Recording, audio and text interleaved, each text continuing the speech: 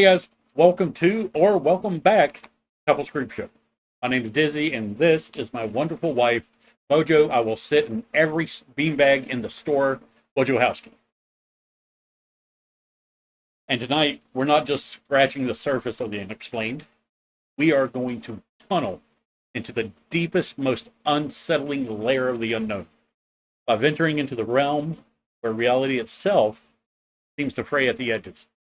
Tonight, we're going to be delving into the baffling enigma of the MothMan.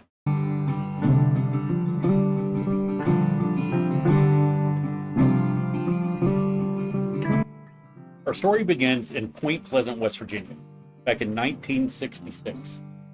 Try to imagine a small town, nestled in the Appalachian foothills, where life moves at a very slow pace.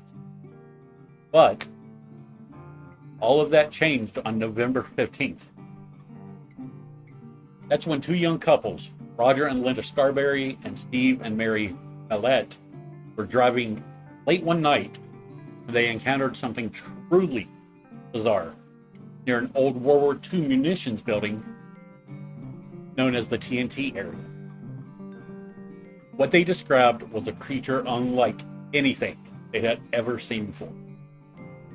A man-sized figure, maybe even taller, with enormous wings and piercing red eyes that seemed to glow in the dark. But this wasn't some fleeting glimpse. This creature chased them at speeds over 100 miles an hour, and it easily was able to keep up. Its silhouette was distinct against the night sky. Suddenly, word of the sighting spread like wildfire. Local newspapers dubbed it the MothMan. Soon, more and more people came forward with their own encounters. The witnesses described seeing it perched on rooftops, soaring through the night sky. Some even claimed to see it peering through their windows with those bright red eyes.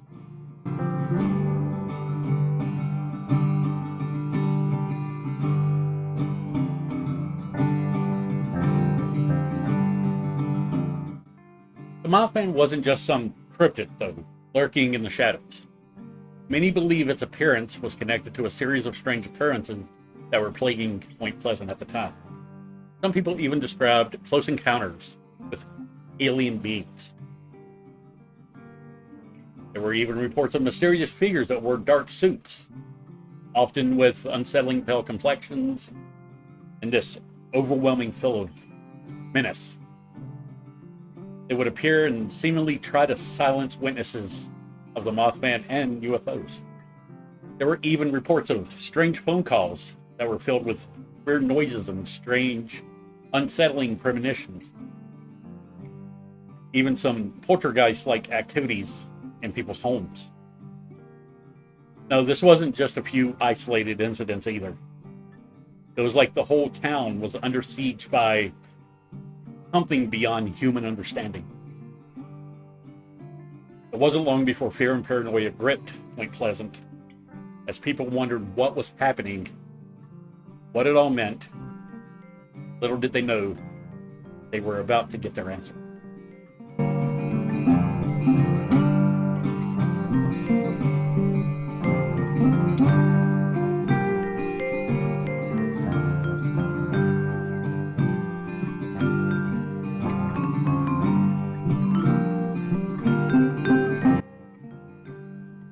On December 15th, 1967, that's when tragedy struck. The Silver Bridge, a major connection point between Point Pleasant and Ohio, collapsed during rush hour traffic, sending cars and people plummeting into the icy Ohio River. The Silver Bridge collapse wasn't merely just a structural failure. It was a human tragedy that unfolded against the backdrop of the unexplained. So, let's take some time, take a closer look at the events of that fateful day, what lasting impressions they had on Point Pleasant and beyond. If we make a trip back home, I'm originally from West Virginia. If we make a trip back home, right, we will actually have to drive across the bridge that we're about to do.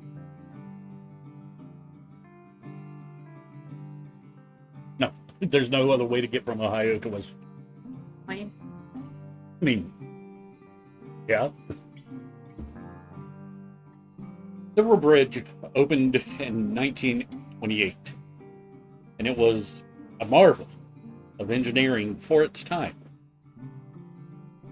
It was the first I-bar chain suspension bridge in the United States.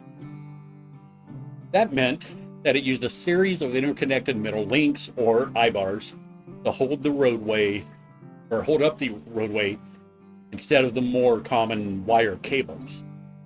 So essentially, it was like big ass chain that just locked into place, held the thing up. Now, it was an innovative design, but it also proved to be the fatal flaw. See, unlike bridges with multiple chains for just redundancy, the Silver Bridge only had one chain running to each side. That meant if a single link failed, the entire structure compromised. And that is exactly what happened. Years of wear and tear, coupled with heavy traffic and postponed maintenance, led to a tiny crack forming in one of the I-bars. And it was this crack, hidden from the view within the joint, that grew over time, and due to stress, corrosion, and fatigue. Then on that cold December morning, with the bridge packed with holiday shoppers, commuters, the weakened I-bar finally gave way. The chain snapped, causing a catastrophic chain reaction that sent the entire bridge crashing the Ohio River. So babe, let me paint a picture for you. Imagine a typical December evening in a small town.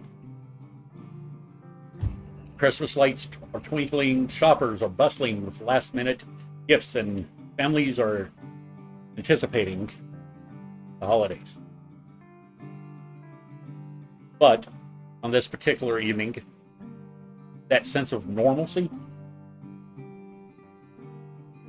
would be shattered.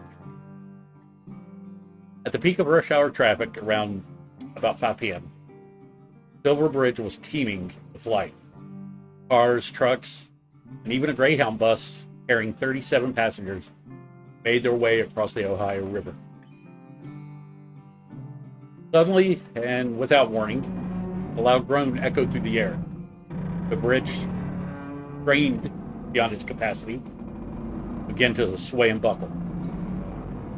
Some eyewitnesses described it as terrifying. It was a scene as the roadway rippled and twisted beneath their feet. And within seconds, the entire structure gave way.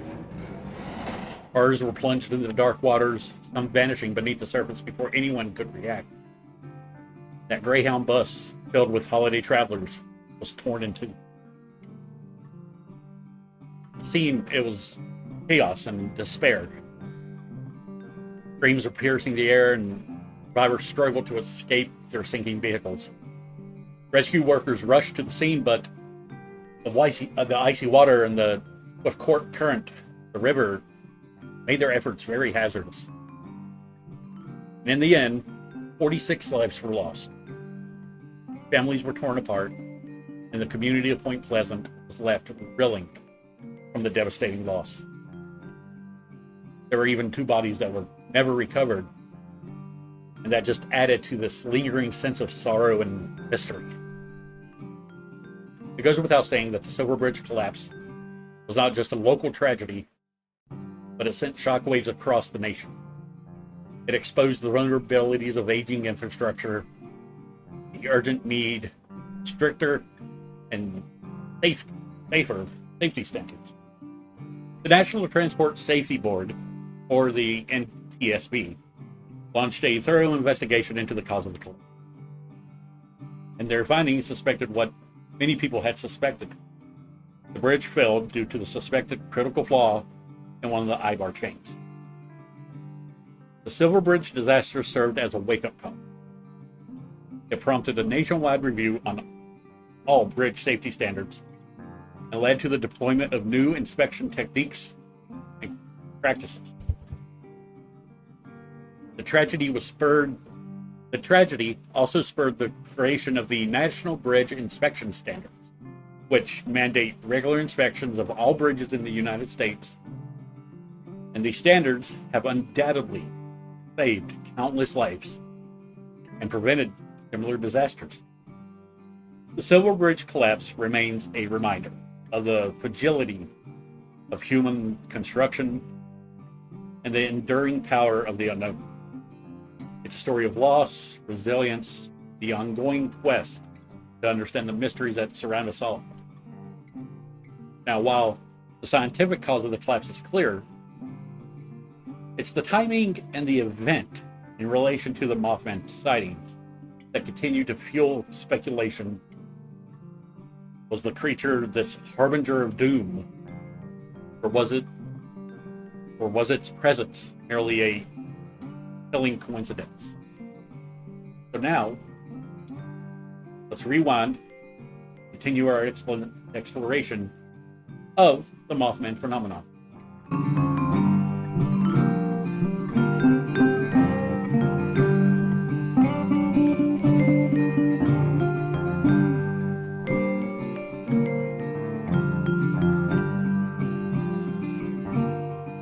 Baby.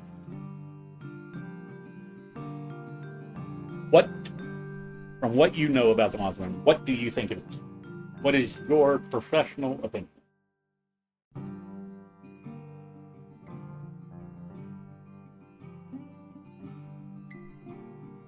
Nothing to do with MothMan. No, I mean, I asked you, what do you think the MothMan is? And as a moth. Man. What, like a man in a costume? Mm-hmm. A man in a costume flying above a car going 100 miles an hour? So, what exactly is the MothMan? There's many theories, but we're only going to talk about some of the most common. Some believe that it's an alien being, perhaps scouting the Earth and conducting experiments. Maybe it was even responsible for the UFOs that was reported. And the men in black were government agents trying to cover it up. Others think it could be a creature created in a secret lab that was accidentally released or intentionally deployed to cause fear and chaos. It could be a demon, a harbinger of doom, or a creature of Native American folklore, perhaps awoken by the disturbance on the land. But many skeptics say it was a simple case of misidentification. One theory suggests that it may have been a sandhill crane, which is a really large bird, and it does have a very wide wingspan. But this also doesn't explain the red eyes, the aggressive behavior, and all the other weird stuff that was going on around Point Pleasant. Have you ever seen a sandhill crane? Oh, hold on, okay. So yeah, I could 100% see where a sandhill crane does make sense. There are cranes in West Virginia. You don't, depending on where you're from, you don't see them very often. I didn't see them very often, but I have seen sandhill cranes back home. So I can 100% see where a sandhill crane could be a explanation.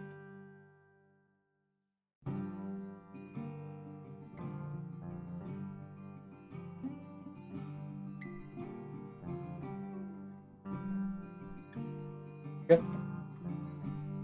There's a ton of different types of cranes. They're big, huge. If you like you see this picture here, they do stand pretty freaking tall. They just hang out in water. I think there maybe I've never seen one side by side, but you've seen flamingos, right? I think they're just a little smaller than flamingos.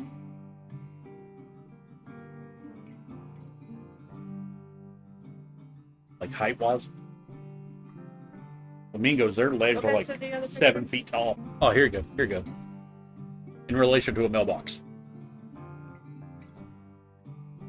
I'll move it over here.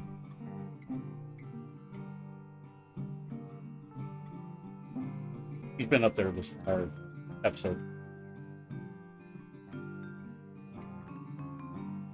Hey, Everybody's gonna see you licking yourself.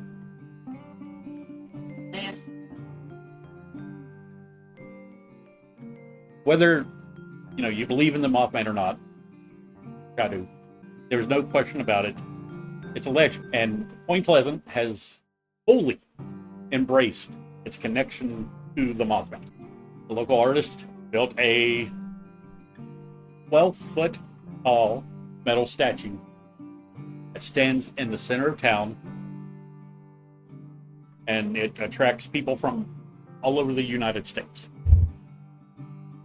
I actually made a 4-hour trip years ago from where I was living in West Virginia to Point Pleasant just to see the statue. On a whim. I legitimately was like, fuck it. Let's go. Every year they do the Mothman Festival. It attracts thousands of visitors who come to celebrate the creature, explore the mysteries around it, and just enjoy the local culture. And Point Pleasant is home to the one and only MothMan Museum. It's filled with artifacts, eyewitness accounts, and information about the legend. You can literally find everything from newspaper clippings and police reports to evidence like footprints and strange debris. The Mothman itself has inspired countless works of fiction, such as John Keel's book, The Mothman Prophecies, a classic in the world of the paranormal. It delves into the strange events surrounding the Mothman sightings and explores the possibility of interdimensional beings and psychic phenomena. In 2002, it was also made into a film starring Richard Gere, and I rewatched it while I was doing the research for this video, and it's still just as good of a movie as I remember. There's other books, of course, movies, and games. The Mothman has appeared in numerous books, numerous movies, TV shows.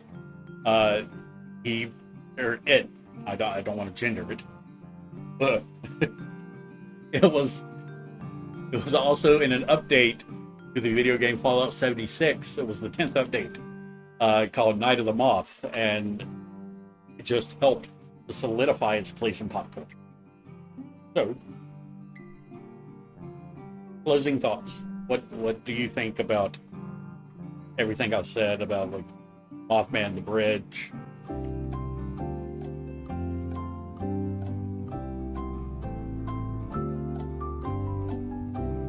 Oh wait, we have nowhere to be.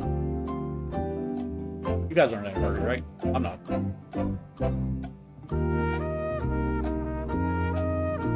don't think it has anything to do with it. Well, regardless of if it has anything to do with the Mothman or not,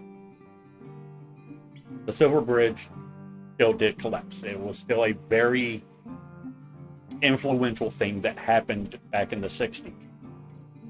It was stupid. Right. But do you have any Not the Mothman. do you have any thoughts on, like, I mean, imagine if you were there.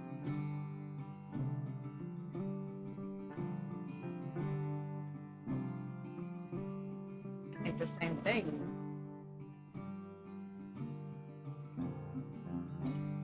Bridge with chains. That's that.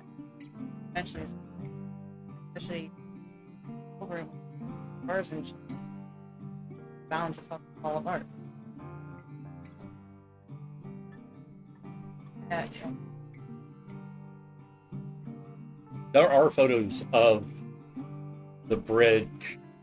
I can't remember if it's the day of, like earlier that day or the day before, but there are photos of this creature hanging off the side of the bridge.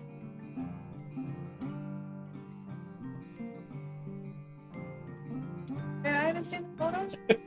And you're just I telling know. me this now? I want your opinion. I can't. I'm going to give you the opinion that I know that you told me so far. That is new information. You should have told that in the beginning. I'm only going off his chains and shit.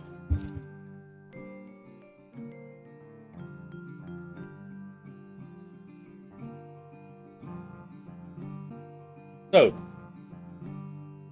what is the conclusion? For me, at least, the Mothman remains a absolutely captivating mystery. A chilling reminder that there are still mysteries in this world that we can't explain. Whether it's a creature of the unknown, a product of mass hysteria, or something else entirely, the legend of the Mothman continues to captivate and terrify. It is a story that speaks to our deepest fears and our fascination with the unexplained. So, for us, we want to know what you think. Have you ever had a strange encounter that you couldn't explain? Tell us down below. And don't forget, like, subscribe, and ring that bell for more videos of the strange, creepy, and the unexplained. We are going to go bird watching. We'll see you in the next nightmare.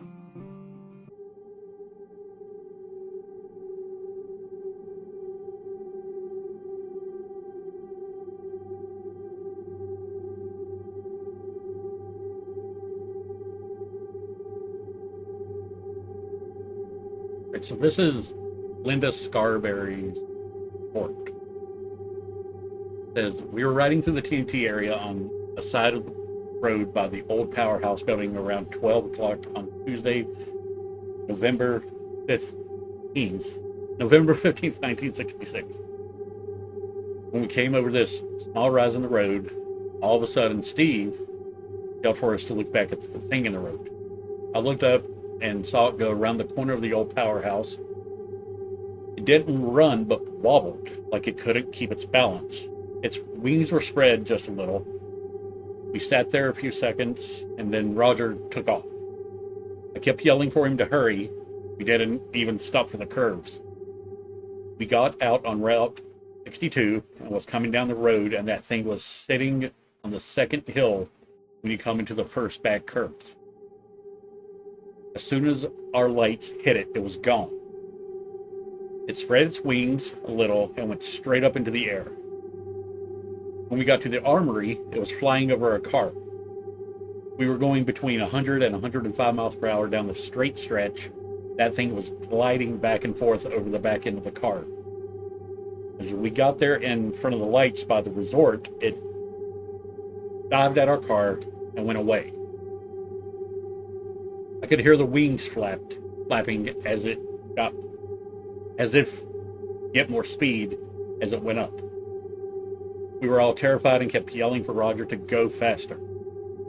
As we came into the straight stretch by the C.C. Lewis farm, the thing was over our car again.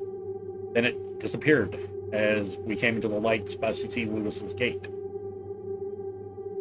We went on downtown and stopped at Dairyland and tried to decide what to do. As we sat there and looked at each other, I wanted to go to the police, but Steve and Roger kept saying they'd just laugh at us. We talked about it for a while, and Roger and Steve wanted to go back up the road. Mary and I kept trying to talk them out of it, and finally, when we got to C.C. Lewis's gate, they decided they didn't want to go back up, so we turned around. As we were turning, we saw a big dead dog laying along the road. When we were almost turned around, that thing jumped and leaped over our car and went through the field on the other side of the road. We decided to go to the police then and went down the road around Tiny's drive-in looking for them. Gary was outside the drive-in getting ready to take a couple boys home. We told him about seeing this thing and asked him to call the police. After the police came, we went back up the road in our car with Gary and the police about a half mile behind us. I saw it then in the pasture field with its wings out a little walking towards the car. Then it went up in the air and came at the car. As Gary's car lights came over the rise in the road, when the lights shined on it, it disappeared. We went up and down the road looking for it, but didn't see it anymore. We went back to the drive-in, got in Gary's car, and went back up.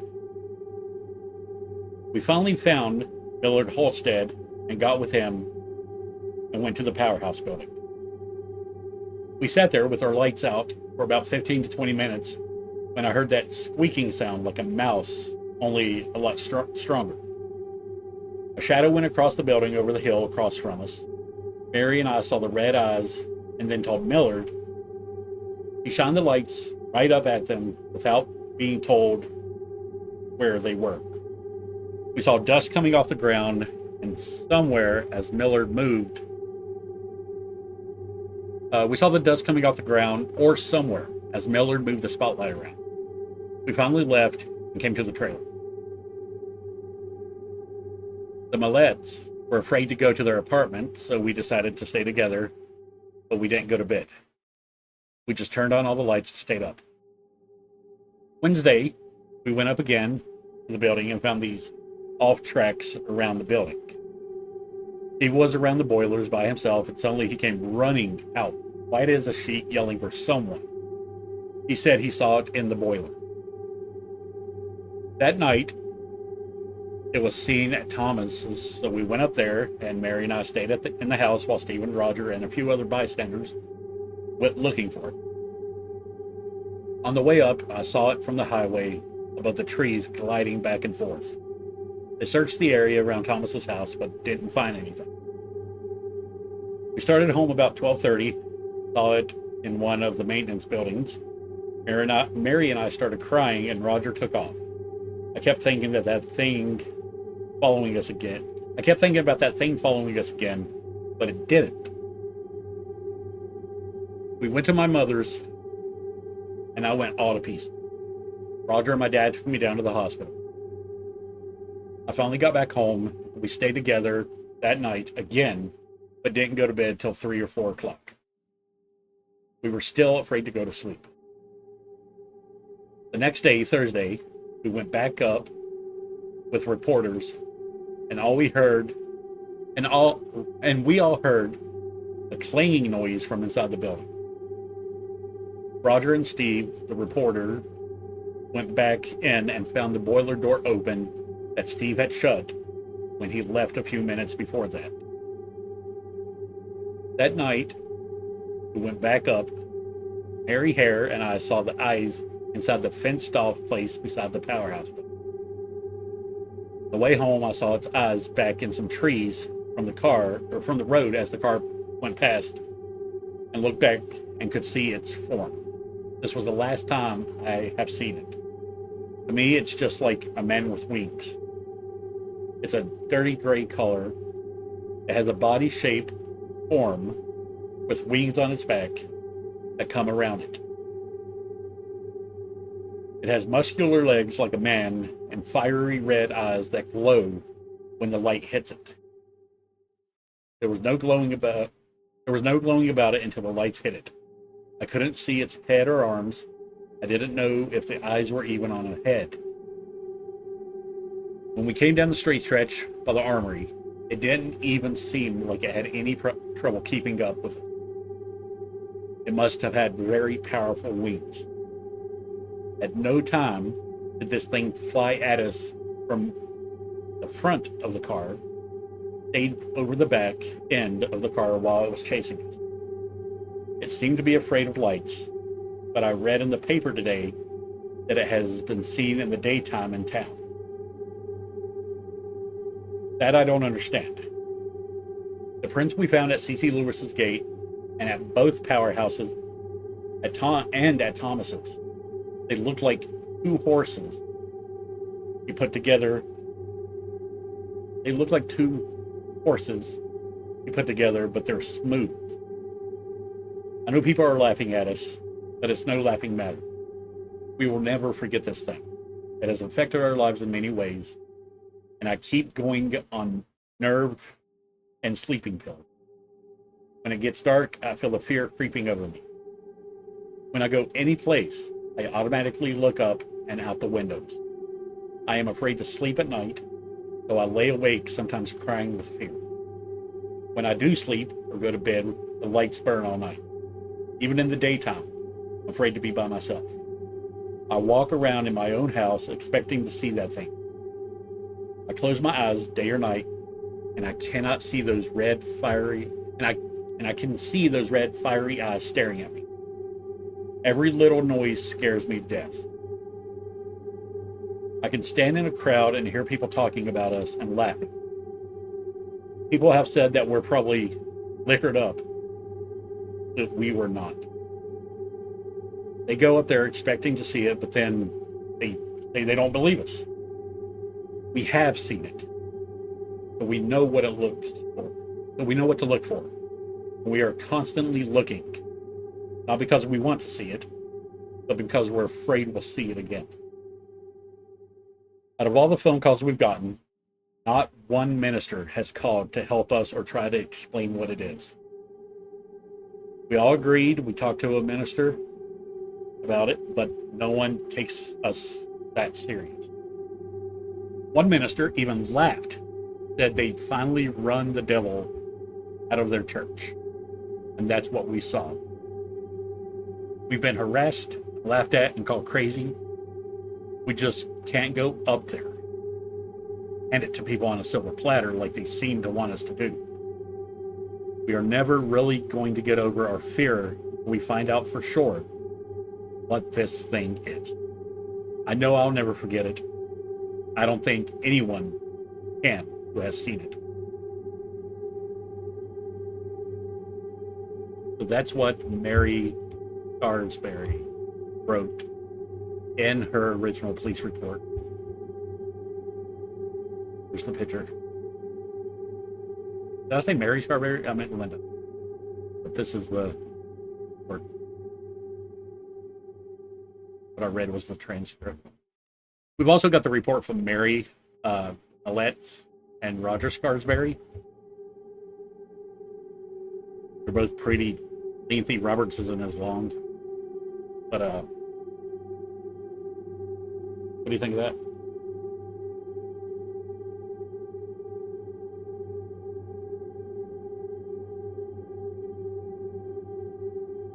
They saw something there. There's no question about it. The effect that it had on them, they saw something. And it fucked them up.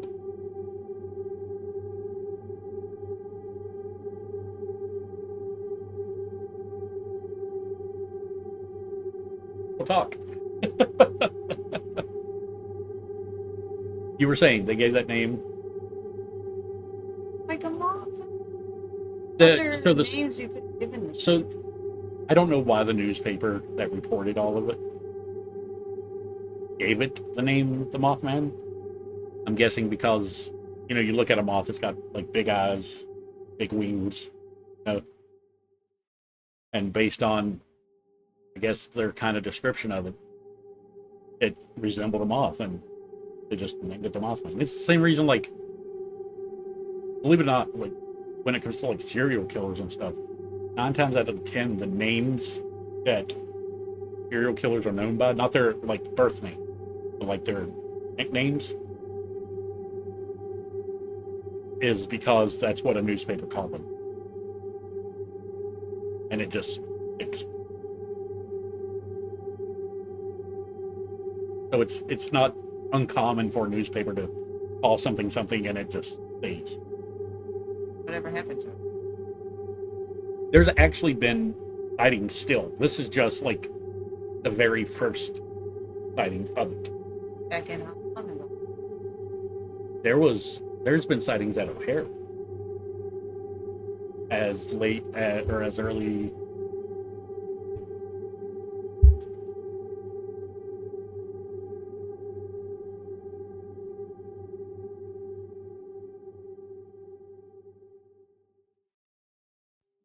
December 19th, 2023.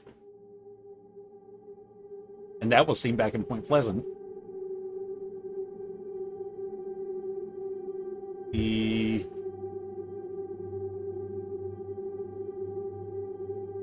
parasiting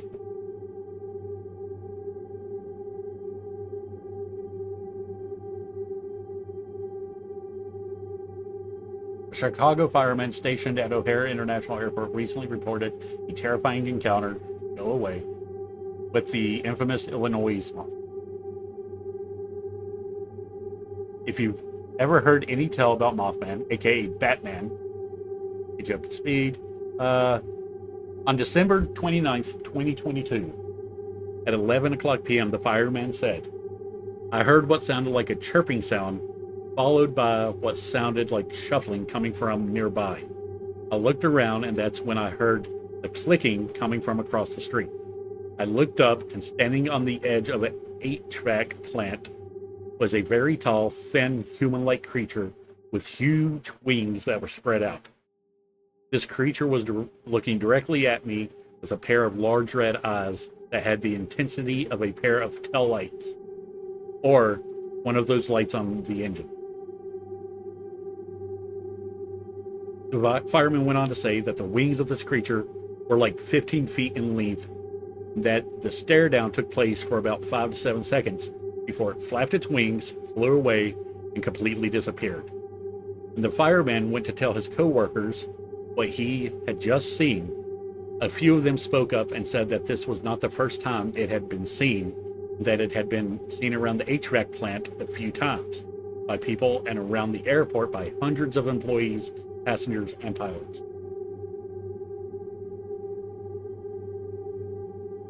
So, yeah, it's not like it just completely disappeared. It's still a thing today, and apparently Illinois has its own Mothman. What are the chances of it being the main Mothman?